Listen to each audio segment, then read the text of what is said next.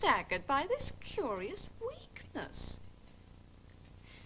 But how would it affect your unbelief if I could show you we were telling the truth?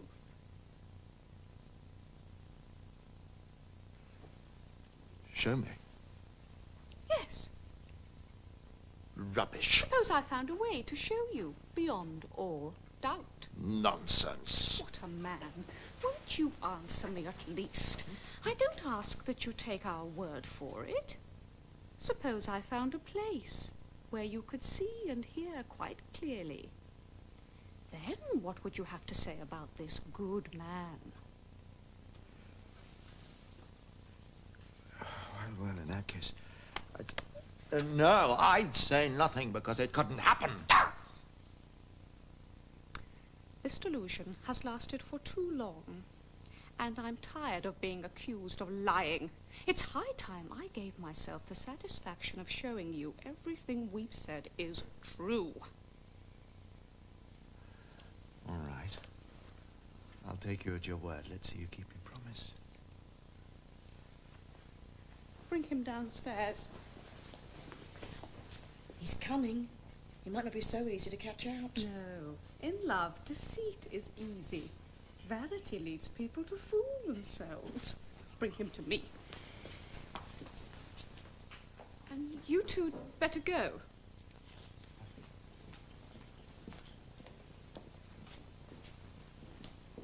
Get under the table. What? It's quite important. You're well hidden. Go under that table. Oh, God! Do what you're told. I have my plan, you'll see. Come on, get under it. When you're there, keep quiet and make sure he doesn't see you.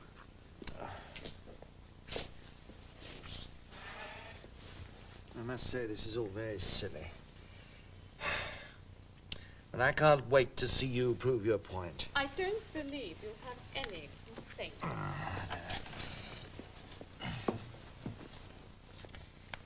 You mustn't be surprised if I sound strange. Or be at all shocked. Whatever I say, remember, I have promised to convince you and must be given free rein. I shall coax, since I'm reduced to this hypocrite to take his mask off. And I'll only stop when you acknowledge you were wrong. So things will go as far as you allow them. It's up to you to interrupt his ardour when you consider things have gone far enough. Protect your wife and don't expose me to any more than you need to be convinced. It's your business and you're in charge, so make... Here he comes! He's there! Mind he doesn't see you! I'm told you asked to see me in this room. Yes, there's a secret I must tell you.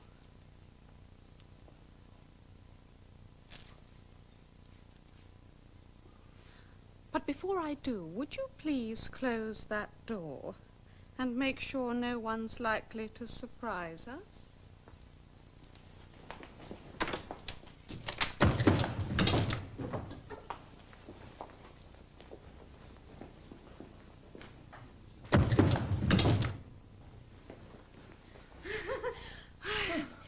We don't want a repeat of what just happened for anything. I've never been so shocked. Dami gave me a dreadful fright on your behalf.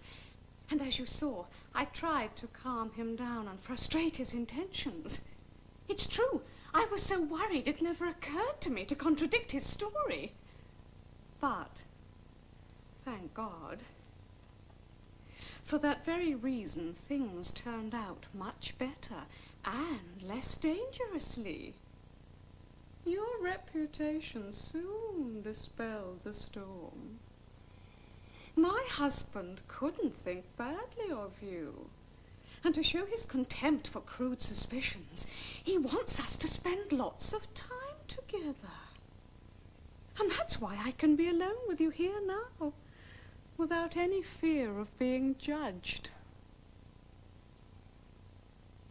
and what allows me to reveal to you what I should perhaps keep back a little longer,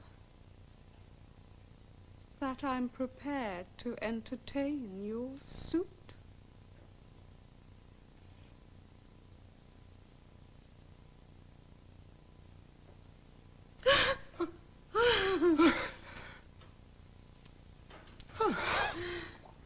I'm not quite sure I follow you, madame. Just now you gave a very different answer. Oh, well, if my refusal put you off, you must know very little about women. You're no good at interpreting what's meant by such an obviously weak defense. On these occasions, modesty is bound to be in conflict with our tender feelings. However right yielding to love may feel, it's always slightly shaming to admit it. At first we fight against it, but the way we do so is a sign of our surrender. Our voice, for virtue's sake, protesting feebly against our instincts, gives the kind of no which promises you everything. Well, that's a pretty damning confession, I suppose. I haven't paid much heed to modesty. But since it's in the open now at last, would I have tried so hard to silence Dami? I ask you, would I have so quietly listened to that long declaration of your love? Would I have taken it the way I did, unless something about it gave me pleasure? And when I tried to blackmail you myself, not to accept this newly arranged wedding, what did my urgency suggest to you? If not that you now meant a lot to me, and that this proposed marriage would upset me, by at the very least making me share a love I wanted for myself alone. To hear such words from such a lovely mouth is exquisitely pleasurable, madame. Their honey sends unprecedented sweetness flowing in long draughts through my entire system. My main concern is to be fortunate enough to pleasure you.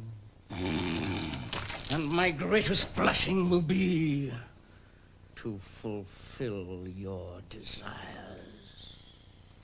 But forgive me if I take the liberty of casting some small doubt on my good fortune.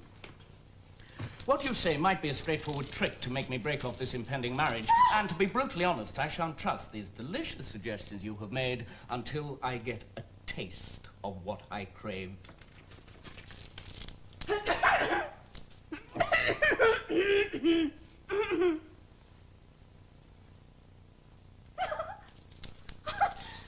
Well, surely you don't have to move quite so fast and exhaust all the possibilities in one go.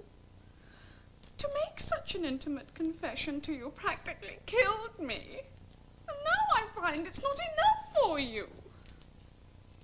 You mean you won't be satisfied until this thing has gone as far as it can go? An undeserving man can never quite rely on hope. And conversation's not a firm basis for love. You see, I don't think I deserve your kindness. I can't accept my boldness has paid off. I won't believe in it. Not until you find some realistic method to convince me. Oh, God. Now you're behaving like a tyrant and plunging me into a strange confusion. Your love has taken passionate procurement. Your desires are violently demanding. Is there no way out? Won't you give a girl breathing space? And is it right to make such mercilessly rigorous demands and take advantage so insistently of this weakness you know I have for you? But why, if you approve of my advances, refuse me the definitive credential? Ah! We're always told we must fear heaven's judgments. If heaven is all you're worried about, leave it to me to deal with that problem. You mustn't let that hold you back. How can I agree to what you want without, as you would say, offending God? It is true that certain pleasures are forbidden by God, but there are ways of getting around this. Depending on one's needs, there is a method of loosening the fetters of one's conscience, setting the purity of our intentions against the evil of the deed itself. I'll explain this mystery some other time. All you need to do for now is what I tell you. Oh, don't be afraid to fulfill my desires. I'll be responsible for everything and take the sin upon myself, madame.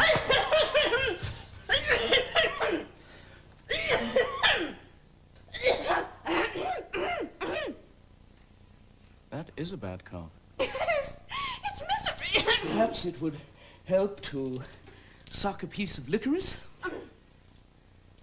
This cold has clung on. I can't seem to shift it. I don't think it would help much to suck anything. Well, that is trying. Yes, unspeakably. Anyway, I can easily help you with your scruples. This will be completely secret, I can assure you. And the only evil is to make a great noise about things. Sinning in silence is no sin at all.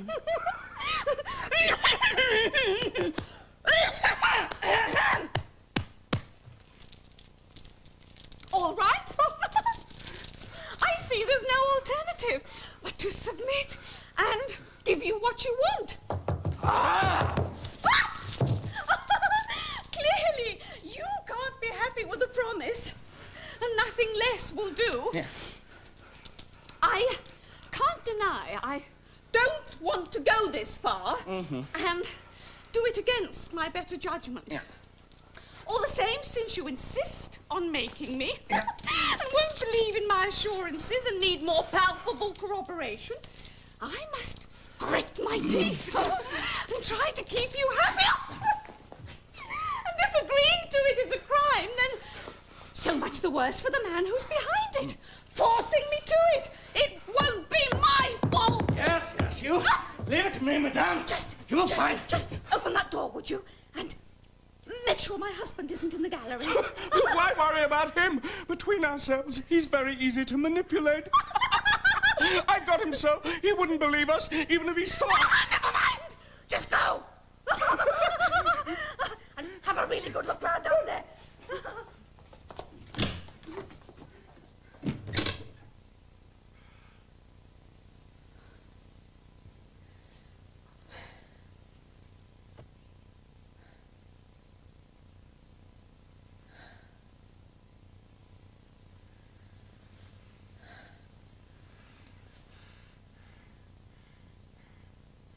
So you were right. What an appalling man. I can't get over it. It's such a shock. What, already? Get back under the tablecloth. You're early. Wait till he's finished to be on the safe side. I don't want you making any unfair assumptions. He's worse than any devil out of hell. Good God, now don't go jumping to conclusions. Before you change your mind, I think you should be properly convinced. So don't be hasty. I wouldn't want you to make a mistake. There's no one there. Checked all round. Nothing can stop me being happy now. My delight.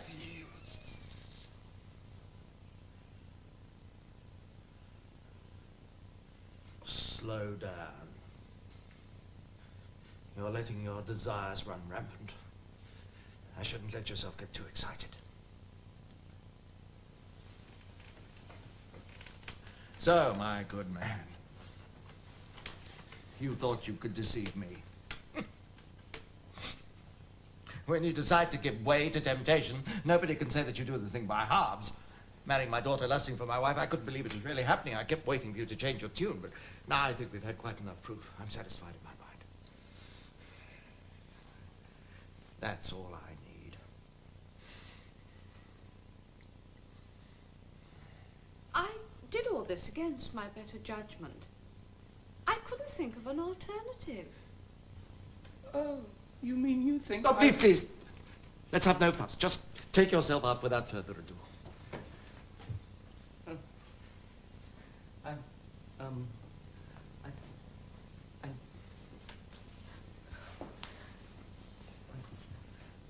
I never meant... You get out of my house! No, you get out! It's my house now!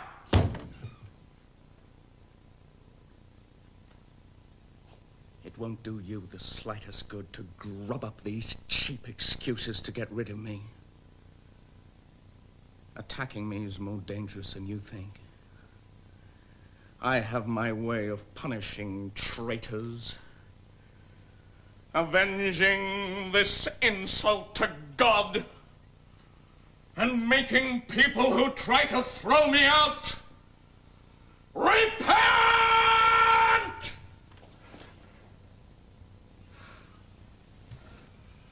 What does he mean? Oh, my God.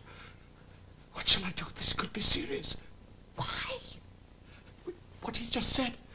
I fear that deed of gift was a mistake. What deed of gift? It's all signed, I'm afraid. But something else he said disturbed me more. What? I'll explain. But first of all, let's see if that attaché case is still upstairs. What attaché case?